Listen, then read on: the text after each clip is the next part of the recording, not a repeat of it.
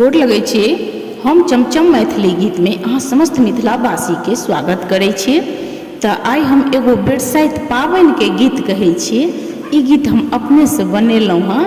तो पहिल पाबनि वाली ई गीत जरूर गायब, बहुत सुंदर लागत। और अहाँ सब हमर गीत जरूर देखब सुनब। और यदि हमर गीत अहाँ सबके पसंद अबैत हुए तो अहाँ सब हमरा वीडियो के लाइक जरूर करब, क्या तो बहुत मेहनत लगे छे वीडियो बनबे में। और चैनल के सब्सक्राइब जे नहीं एखनो तक केने छी से जरूर हमर चैनल के सब्सक्राइब कर लेब।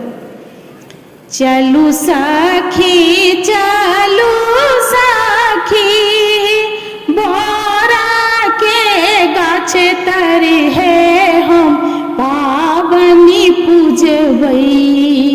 पूजब पहिल बेरा साथी है हम पाबनी पूजबई। चलू सखी चलू सखी बोरा के गाछ तरी है हम पाबनी पूजबई। पूजब पहिल बेरा साथी है हम पाबनी पूजबई। मेहदी के पात तोरी हाथ लागे बई है हम पाबनी पूजबई। बीच में लिखब प्रभु जी के नाम है हम पाबनी पूजबई। बीच में लिखब प्रभु जी के नाम है हम पाबनी पूजबई। साड़ी खरीदबई हम लहंगा मंगेबई है हम पाबनी पूजबई। चुंदरी में लिखाएब प्रभु जी के नाम है हम पाबनी पूजबई।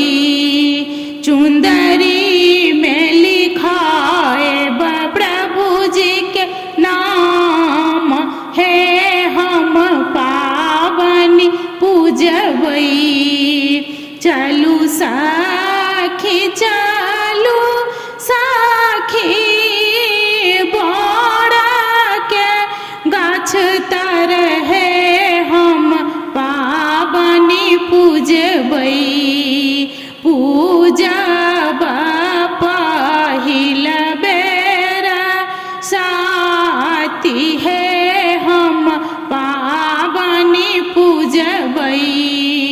सिंदूर लागे बई हम लहठी पहिरबई है हम पाबनी पूजबई। कंगना में लिखाएब प्रभु जी के नाम है हम पाबनी पूजबई।